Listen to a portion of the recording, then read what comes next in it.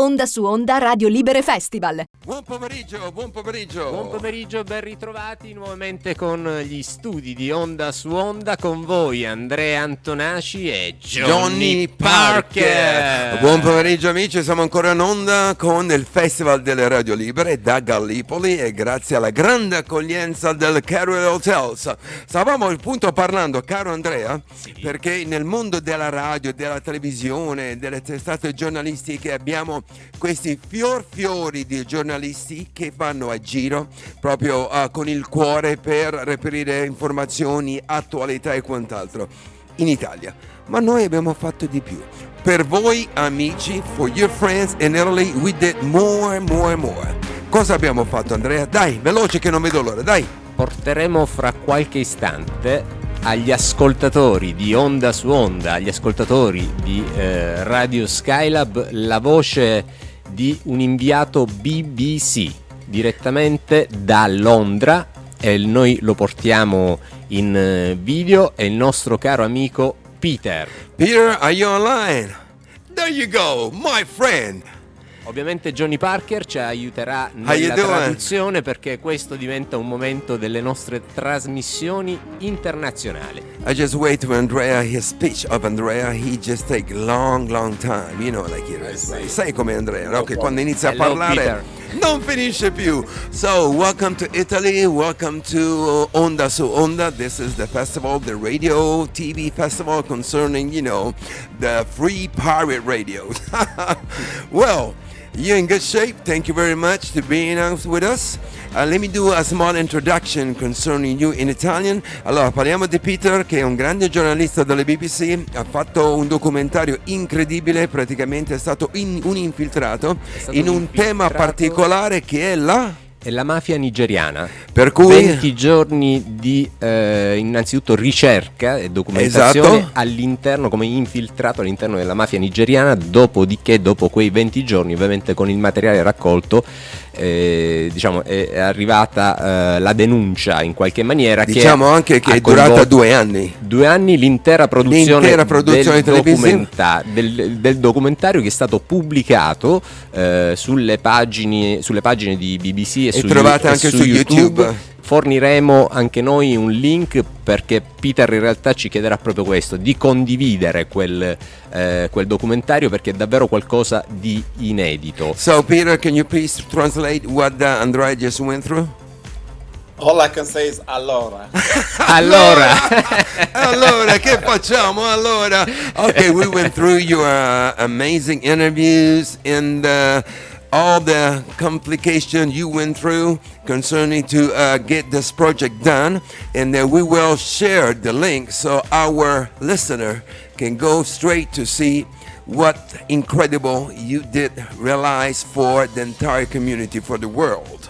All right? Ok, prima di iniziare a parlare di questo progetto, però iniziamo a conoscere intanto Peter, facciamolo conoscere, quindi chiediamogli da quanto tempo, innanzitutto, quando è iniziata la sua carriera da giornalista, poi in BBC, nel settore radio di BBC come giornalista, e tra l'altro voce BBC e l'inviato ci parla ogni giorno delle notizie che provengono proprio dall'Africa. All right. Ma lui è nella sede di Londra, ovviamente. Well, Peter, are you ready? Just like being at school, okay? I'm your teacher. Yes. So, how did you get into journalism, by the way? How that started? So I've been in journalism for 22 years now. 22 anni, okay. Yes, and it's something I've always wanted to do when I was young. I'm quite curious. I ask a lot of questions, and I have a sister who's a journalist. Okay. And I used to follow her and try to be like her. And so when I went to university, I just thought I want to study journalism. And as soon as I started, I realized this is something that I like to do. This is for me. Fantastico, una sorella giornalista, DNA, alright, concerning your sister, la seguiva, vedeva com'era il mondo, e da qua è stata la sua grande ispirazione, e con il suo primo, diciamo, servizio ha capito, that's for me, quello è per me. That's the way life goes, my friend. So, what was your experience like returning to Nigeria to do the recent documentary after so many years living abroad? Let me translate this in Italian. Com'è stata la tua impressione tornando in Nigeria per questo servizio, nonostante era anni che vivevi all'estero praticamente? Please. Yes, so I've been living in the UK for 20 years. All right.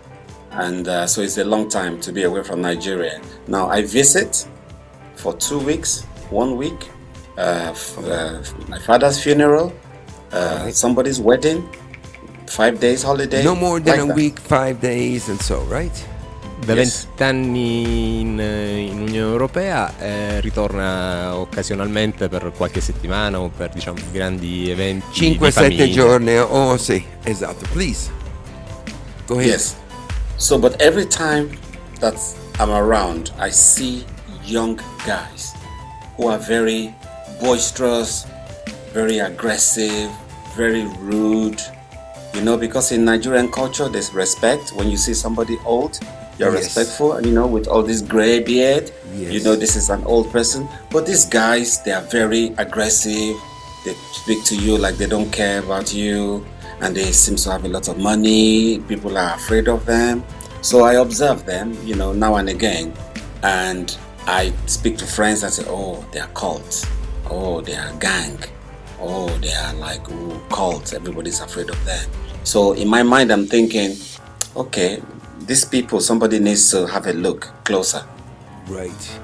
Alright, andando a visitare saltuariamente appunto parenti in Nigeria per quanto riguardava matrimonio, anche il funerale del suo papà, si è reso conto e ha vissuto l'ignoranza, l'aggressività di questi bambini, perché la cultura nigeriana implica il fatto che quando c'è una persona più grande di te devi portare il massimo rispetto. Allora questo lo ha insospettito e ha detto qualcuno deve fare qualcosa. E questo qualcuno è stato Peter. So you went down and said and think to yourself, somebody must do something. It's me, which is great. And how long did it take to make the documentary?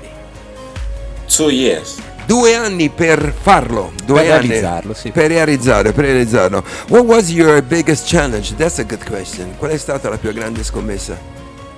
I mean, so first of all, the reason why we did the documentary really was because we got a document from a private investigator Okay. who had been watching the Black Axe for 10 years.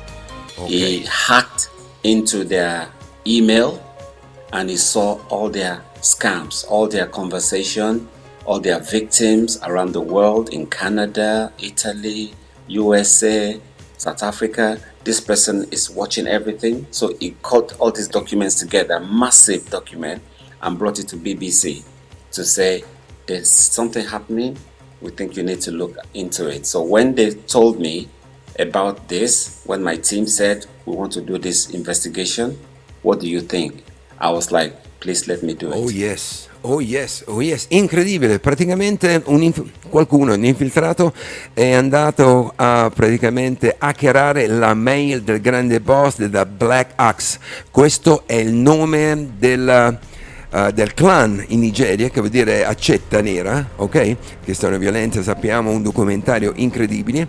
Lo ha portato direttamente a Peter e Peter l'ha portato alla BBC e hanno detto ok, chi si vuole occupare di questa situazione? Ovviamente Peter ha sentito questo trasporto di fare qualcosa per il suo paese. So that's why Peter, since you're from Nigeria, you have relatives over there, was your part to say okay, it's my time, it's my turn, let's go ahead and do it. Okay. Also, Yeah. because I had some experience when I was in university, you know. Ha avuto yeah, go ahead. Yeah, if you are tall, or you look strong, or you look like you are crazy, or Okay. you have rich father or rich family, they come to you. They say, "Oh, come and join our group, strong okay. men. We want to fight for justice, protect our loved ones. You get beautiful girlfriends. It's going to be great. Everything is going to be perfect." So they try to bring you into the group, and when you join, then you see that some other people are against you, and then you have running away for your life. So I already have experience with them when I was in university, and one of my friends they killed him. So I have memories of these guys. Oh boy, grande memoria, grande incubo in testa, perché Peter ha vissuto questa esperienza all'università. In che senso, amici di Onda su Onda? È stato contattato per cercarlo di portare dentro questa setta, così possiamo chiamarla, giusto Andrea? Sì. Con le parole più belle, vieni con noi, e poi cercavano i più grossi, i più forti, i più alti o i più ricchi, in maniera da avere poi un assestamento economico. Chi ci è andato, chi ci ha creduto poi? Se volevo uscire, ovviamente sappiamo come è andata a finire, no? È abbastanza ovvio. Ci ha rimesso la pelle. Ci ha rimesso la pelle. Un documentario davvero forte, ci tengo a precisare, vi faremo trovare il link, ovviamente è un documentario pubblico, ma tra l'altro richiede proprio il consenso sulla maggiore età, proprio perché le immagini in realtà sono molto forti, ma raccontano perfettamente la violenza che c'è appunto tra questi boss con i ragazzi stessi che vengono puniti se in qualche maniera si ribellano, poi non hanno scelta, Andrea. Questa organizzazione è davvero forte. Io vorrei aspetta un attimo per favore, sì, che è importante anche sottolineare la ramificazione che ha questo colanzone veramente in tutto il mondo. Sì. Anche in Italia ultimamente, grazie anche al servizio di Peter, cominciamo a capire, anche se qualcuno faceva finta di no, che è una purtroppo ben radicata potenza difficile da estirpare. Perciò Italia, America, Europa, they are totally everywhere. Is that correct, Peter? It is correct. They are in 10 countries around the world, if not more. 10 nazioni sono di più. They are in more countries than we even mentioned, but from the facts that we have, they are in at least 10 countries. Dice chissà anche quanti altri, 10 sicuri sono comunque confermate e viste. So, just to vibe a bit different, we did choose a good song for you, all right? I hope you like it. I hope you enjoy it, all right? Terence Trent D'Arby coming in. Sign your name. Your name is Peter. All right, Peter, what are you doing right now? I saw you hanging on the side. Is that your coffee? I'm just trying to charge some of my devices. You know how it is. You're always walking around trying to charge one thing or the other. It could be the laptop or the tablet or the smartphone. You never know.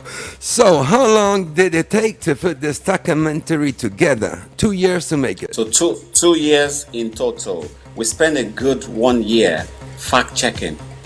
Because the person who brought this document is a hacker.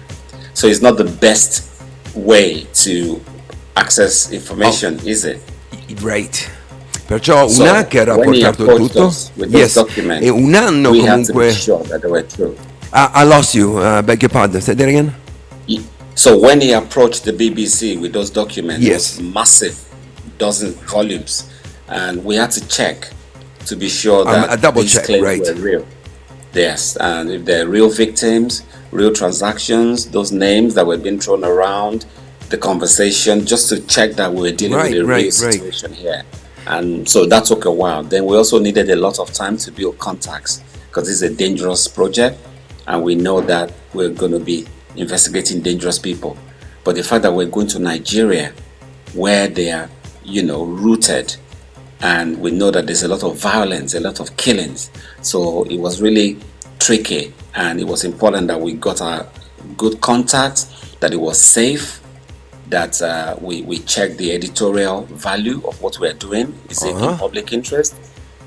All those, and then we went down to get it done. So it took us about a good 9 months of filming. Stiamo parlando di 9 mesi, perché una volta che hanno ricevuto tutto il materiale dall'hacker, che era veramente enorme, tantissimo, hanno dovuto poi controllare e fare un doppio controllo, Andrea, sulle informazioni, se erano esatte, se le vittime erano esatte, se i luoghi erano esatti. Poi non solo, organizzare contatti giù in Nigeria, perché si andava in un campo minato, no? Certo. Dove non si scherza, se entri puoi anche non uscire. Ma non solo tu, né tu né la tua famiglia che è altrove. Perciò questo è compartito 5-9 mesi di organizzazione e doppio controllo, capito? Rischi altissimi, rischi visibilissimi anche nella ricostruzione del documentario, dove ci sono diciamo momenti live, proprio ovviamente si arriva con la polizia ad eseguire arresti e via di seguito, quindi diciamo ci questo sono è tutto nel documentario, no? parte, Tu sei arrivato già sì, sulla parte finale del documentario. Però, ok, you're venturing into some very dangerous places. What motivated you to tell this story in sheet light on the Black X Cult? The level of killing was too much. Ok, The il way livello young di people uccisioni were era dying. tremendo, right? Ok, yes. It was too much. And also, it got to a point where rival gangs, because it's not just Black Axe, there's about Okay. 8 or 9 gangs like that in Nigeria. So, and then they start fighting each other, and they were doing it like football. So they will say 2, 2, 1, 3, 1 means we killed 3, you killed 1. They say, oh, 3, 2, oh, 3, 3, 4, 3. These are young men, 21 years old, 20 years old, 19 years old. It was too much, and nobody was talking about it because everybody is afraid. So we said, no, we need to talk about it. Nessuno aveva il coraggio di parlare perché Black Sax, diciamo, è una tipo di banda di setta. Ma ce n'è 8, 9, 10 che fanno, ovviamente sono rivali, devono occupare il territorio, avere l'intero dominio, per cui bande tra 3 e 2 e nel mezzo innocenti, 3 e 4 nel mezzo innocenti, e nessuno ne parlava. Invece dice qualcuno doveva portare a galla e far capire la pericolosità di questo suo paese che lui ovviamente, e anch'io ho vissuto, ma non in questi territori, favolosa, accogliente e molto rispettosa. So you went through a great really adventure. Can you tell us some of the discoveries you made during this investigation that did not make this documentary? Andiamo a scoprire, let me translate this, andiamo a scoprire effettivamente alcune parti che non le vediamo nel documentario. Sto cercando di riproporre, come dire, la prima parte più che altro, che è la parte sintetica, ma per ascoltare, ecco, diciamo, nella parte vocale questo documentario, quindi l'emozione, la narrazione dello speaker che ascolterete, che ovviamente è Peter, che è in collegamento live con noi, quindi solo, diciamo, un breve tratto della prima parte per ascoltare l'intro di questo documentario. Quando lo vuoi fare? Lo facciamo adesso, se Okay, la regia è pronta, vediamo Peter, se iniziamo ad ascoltare. Can you see what's going on now? Listen. I can hear it. Right, you have to hear it. Is thriving in Nigeria, more terrifying than anything I've ever seen. When they say they're coming, just trust they'll come. Because these are people who love killing. They've been accused of countless murders at home and abroad. Me, as I did, I see judgment day. I don't kill so many souls. They are very, very brutal. The most dangerous sports we ever have on earth. Around the world, crime agencies are cracking down on their multi-million-dollar internet fraud and human trafficking network. Nigerians are trying to fight back too. But here in their homeland, the cults seem unstoppable, and thousands of young lives are being destroyed.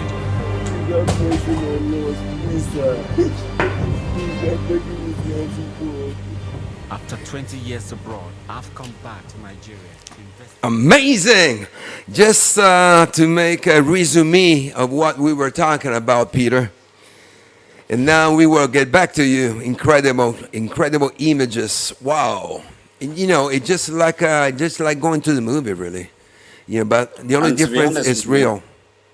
Yes, yeah, what you saw there, Yeah. because of the BBC's policy, editorial policy, there was no need to, kind of traumatize the audience.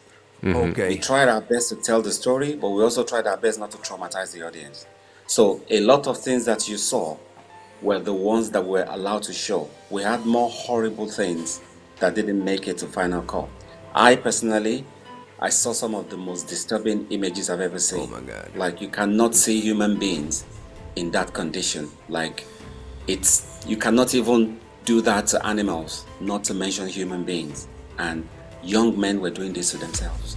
Incredibile, mi sta dicendo che la BBC, giusto per non traumatizzare il pubblico, ha evitato di mettere alcune scene che sono veramente orribili. Lo stesso anche Peter è rimasto scioccato, e addirittura si sta parlando comunque sempre di persone giovani, 18, 19, 20 anni, che sono neanche gli animali, no? Certo.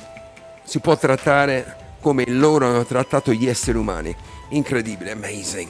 I'm kind of sono abbastanza così basito, you know. So, oh boy, Peter, what has been the feedback to the documentary? The feedback of quali sono stati poi i feedback a proposito di questo documentario che trovate anche su YouTube? Prego, please. There's a lot of reaction on YouTube. People saying we need to have this conversation. This problem needs to stop. A lot of people were remembering what happened to them when they were in university. So everybody agreed with us. And so there's a lot of support from the community. Unfortunately, we have not heard anything from the government. Incredibile.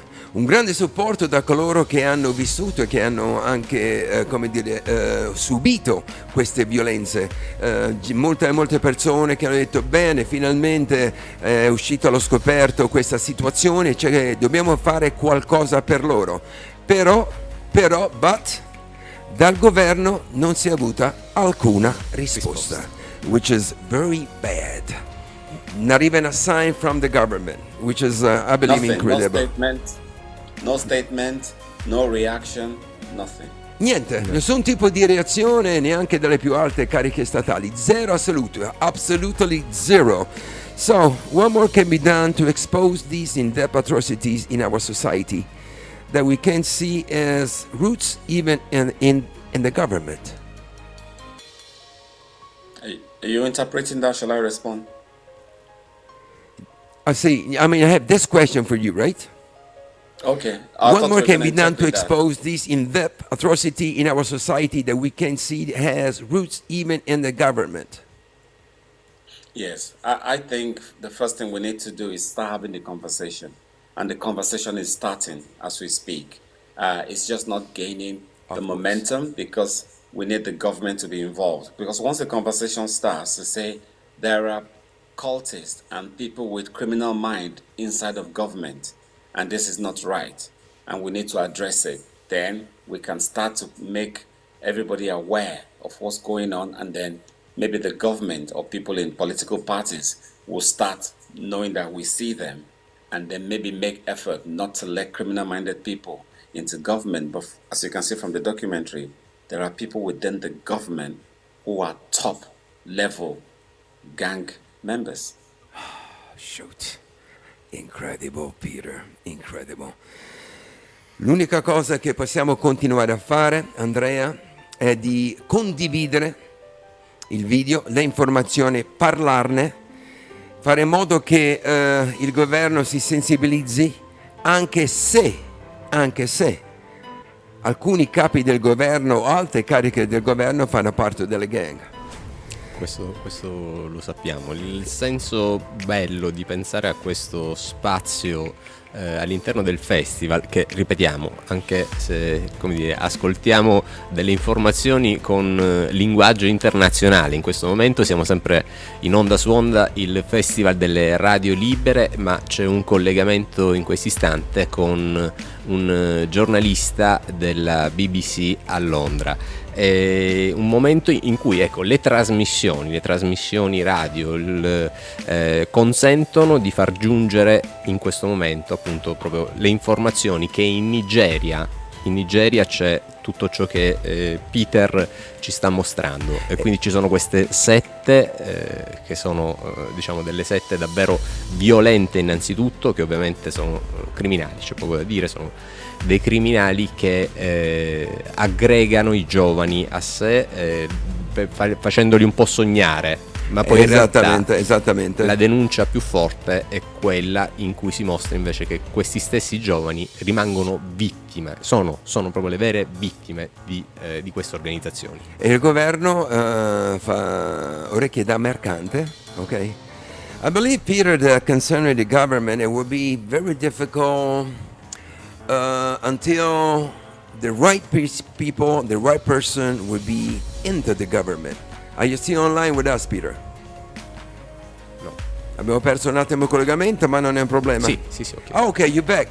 What I was saying, me and Andrea, that it seems to be a high hill concerning that. To make something happen inside the government, maybe the people should change this person and put him out from the government. Or we wrong? You mean like people should change the kind of people they vote in government? Yes. But that's the whole idea. That's the whole idea, because a country like Nigeria, over 90% of the population is under the age of 30. So it has a very young population, and then you would expect that young people should be in the position to be able to choose the kind of leadership they want. But again, it's almost like a systematic way to put young people in a difficult situation where all you can do is to support politicians, and then they use you for criminal activities. Wow! Ovviamente dice che la maggior parte di queste gang sono giovanissime, hanno questi leader con grande esperienza e tutto il resto, e non so cosa dirti, so... Ci possiamo aggiungere della musica, così diamo right. I mean, un attimo, liberiamo un attimo le tensioni dal ricevere queste informazioni. So strong. The reality is so strong. We try to, put some bit of music in vibration, so we come back with more energy for this. Okay? Back to you in a second. Sunrise. All together, that's the meaning of the community. All together, we can do something about it, Peter. Right? So share the world. The word, the news, the information. But, I have a question for you, but I probably know the answer. Ho una bella domanda per te, ma molto probabilmente io e Andrea sappiamo anche le risposte. And what about the Nigerian Security Agency? What are they doing about all this? L'agenzia di sicurezza, cosa fanno a riguardo? The security agency in Nigeria appear to be overwhelmed by the scale of this problem, because it's quite rampant and it's very volatile. So the first problem is there's a lot of work to be done and there's not enough police to go around. But the second problem is people don't come out to complain to the police. When people are attacked by these gangs, they don't come to say, this person attacked me, his name is Andrea or something, because they are afraid of what's going to happen after. So, at the conclusion, not much are they doing concerning. That's the point. Well, I mean, they're doing bits. Sometimes we see arrests by once in a while, but officers. it's not. Sometimes we see they kind of raid and they parade them in front of the telly. We see that, but there's too much violence happening and we are not getting enough arrests. Praticamente mi sembra di andare un po' dalle nostre parti, no?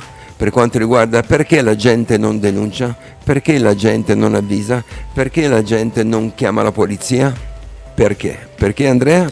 Per innanzitutto la paura e la difficoltà economico-sociale e culturale, ovviamente, che da un punto di vista in qualche maniera, come dire, ci dovrebbe far sentire fortunati, perché ovviamente ci sono realtà davvero che non riescono a uscire da questo impasse, che anziché uscirne invece la popolazione, i ragazzi continuano ad aggregarsi in queste sette, quindi le intere comunità non fanno altro che diventare 7 su 7 che poi entrano in guerra.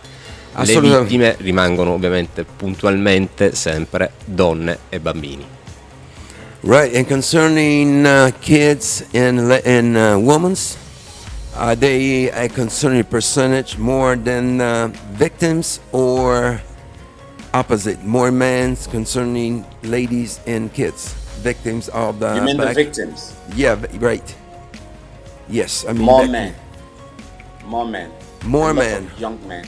Yeah, Young men because they're usually most of the strong. killing- Vedi, most of è the chiaramente molto più gli uomini perché è normale, cioè è normale, è yes, normale. most of Non the- è che sia normale, ma è così. I understand, Most I of the understand. killings are attacks. They attack each other. One group attack another group. Yes, And yes. it's mostly young men in this group. So a lot of young men are dying. For the girls, rape, human trafficking, as you have, I'm sure you have that problem in Italy, where there's a lot of young girls from Africa, from Nigeria, brought in for prostitution. So these are some of the activities that they are doing at international level. A lot of scam and money laundering and fraud. Stiamo ricalcando. Wow! Va bene, abbiamo capito che la mafia nigeriana è in tutto il mondo. Ok? Le donne vengono o stuprate, ovviamente, o donazioni d'organi, oppure prostituzione. Come qua in Italia ce ne sono tantissime. Non si preoccupano minimamente se le devono ammazzare perché comunque non hanno documenti. Sono invisibili, invisible. Per cui è difficilmente anche difficile fare una catena, un tracciamento e quant'altro. È veramente terribile. Io a Peter vorrei chiedere, come dire, per uscire un attimo da questo approfondimento, proviamo a chiedergli qualcosa circa, come dire, i suoi colleghi. In tanti, ovviamente in BBC, fino adesso abbiamo fatto tanti collegamenti dove parlavamo di storia di radio, quindi di un gruppo d'amici che si trovava, faceva assieme delle cose, montava degli impianti e trasmetteva. Proviamo a chiedere a lui, insomma, come dire, che tutto l'apparato BBC, se ci dà qualche informazione sui numeri, quanti colleghi ha, che copertura ha la BBC. All right, concerning investigation on you now, from us, all right? How many colleagues you have in the BBC, right? And which percentage of area the BBC cover? Concerning all England, part of England, go back to, all right? It's up to you. How many colleagues you have in BBC totally? A lot, I believe. Over 50,000 colleagues around the world. No, I didn't understand. Did you say 15,000? 50,000. 50, 5.000 colleghi distribuiti per il mondo. I said 15, I said wow. And which part of the world BBC, it's possible to see BBC?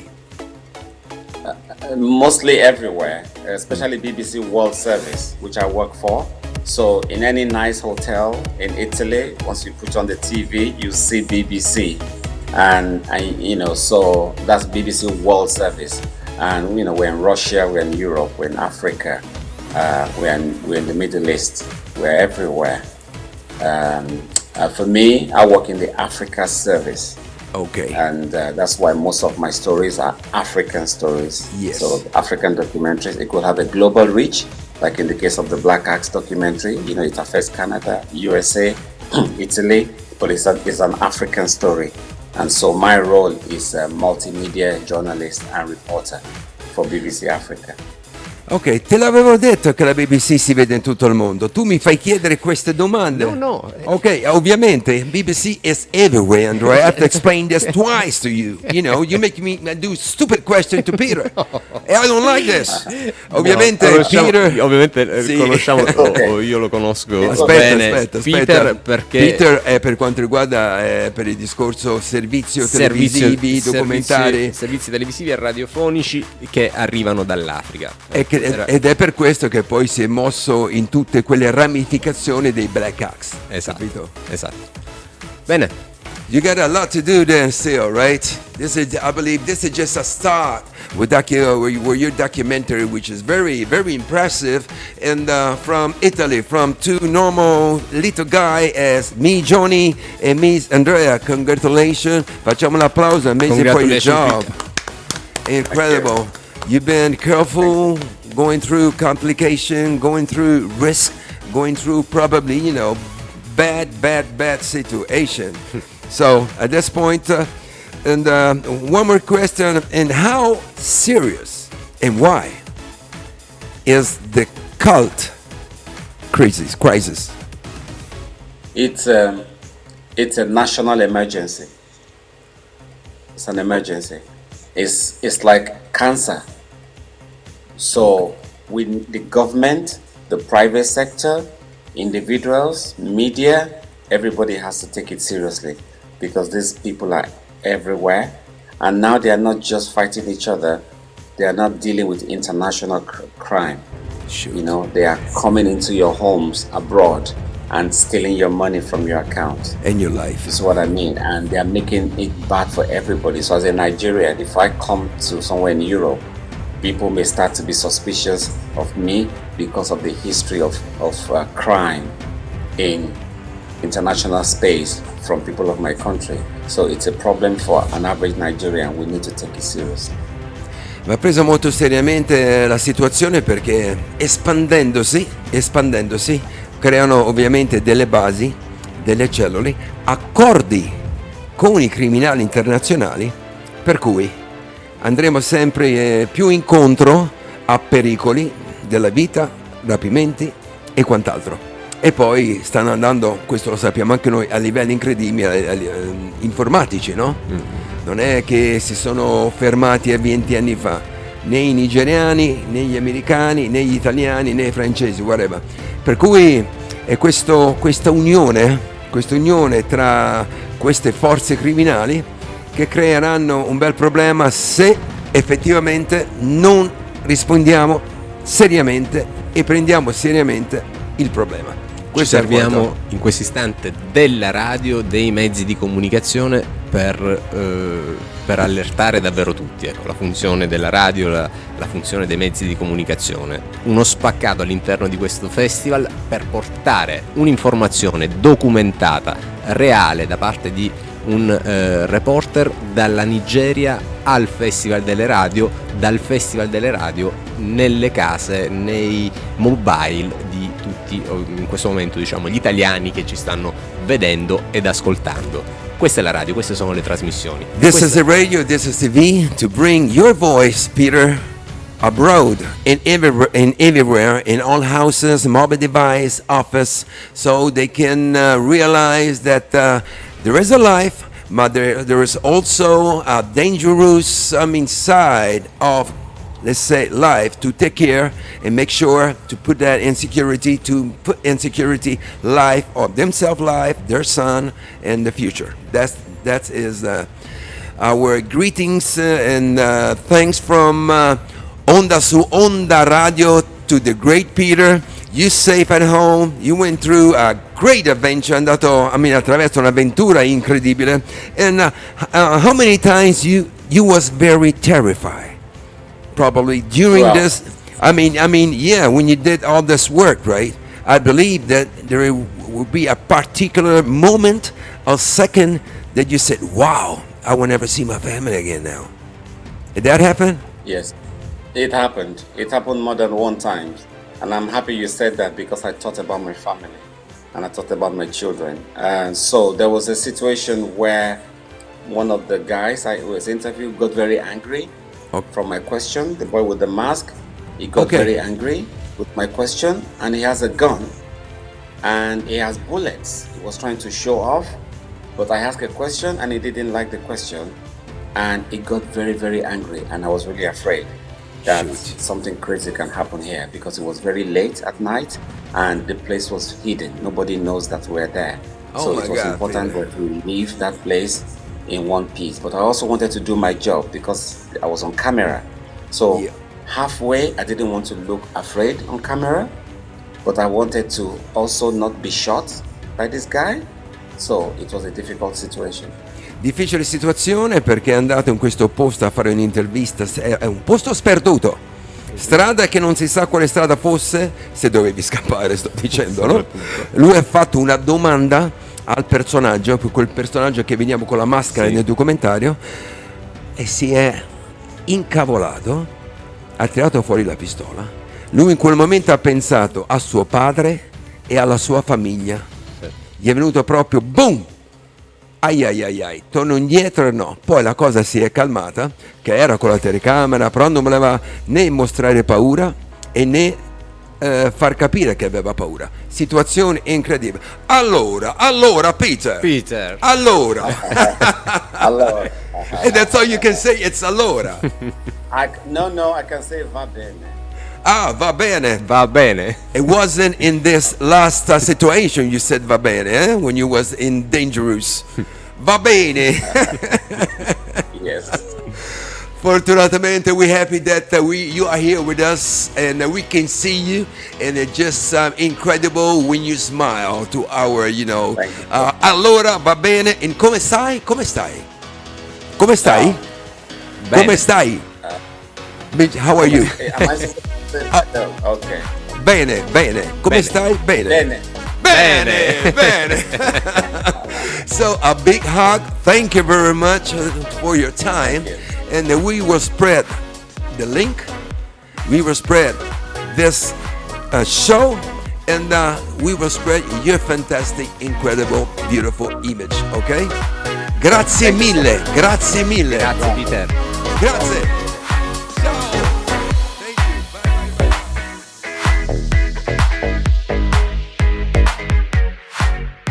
Onda su Onda Radio Libere Festival.